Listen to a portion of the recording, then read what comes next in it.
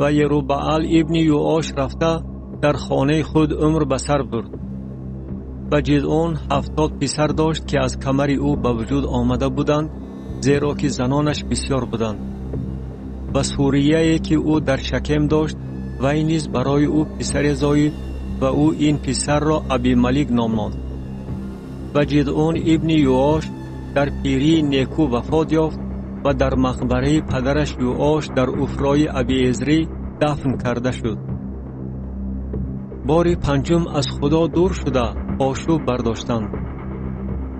و چنین واقع شد که چون جدعون وفات یافت، بنی اسرائیل از نو به عبادت بعلها داده شدند و بعل بریت را خدای خود دانستند.